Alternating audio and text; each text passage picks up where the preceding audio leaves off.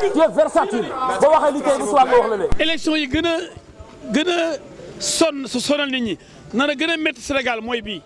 Macky fi mu nekk nii bu demee du jàll sa second tour. kan Macky. ay ñëpp la mere. yow ay noonu da ngeen foo toll. li ngeen ni léegi deuxième tour mënul am ndax Macky a appuyé 62%. waaw mais ñu du seen borom. dafa leen di karawaase da leen a duma yi ne dafa leer ma ne Dakar Macky gañe fépp.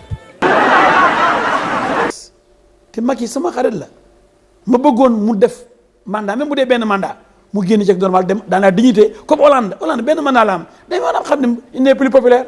nga boole borom Dakar maire bi Khalifa ak Idi partout Macky massacré leen. ñii duñu ay démocrate te man xaw ma lu tax ñuy jaay doole nit ñi man dama gis xaw ma Macky Sall lan la lu xew. nga dem Guédiawaye Macky jël lépp nga dem Pikine mu jël lépp nga dem Mbour bu jël lépp nga dem Tëngéej bu jël lépp. nañ dem laaj Hollande ndax ñeemoon a présenté wu ba xalaat premier tour. ñoom Hollande bu nekk di intelligent. kon Sarkozy moom demoon na gars yi dóor ko mu xalangu.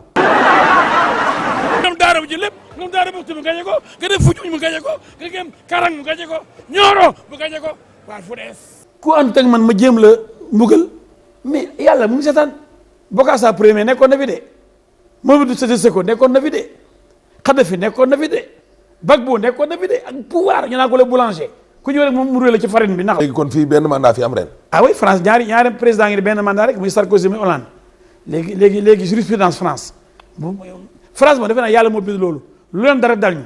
dara du ci dëgg li ngeen ni léegi deuxième tour mënul am ndax Macky a appuyé 62%.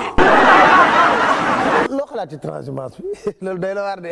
man affaire ñàkk jom amu seen jot man ñu ñàkk jom amu seen temps. magistrat yi daal ndax attekat yu bëri safara la ñuy dem.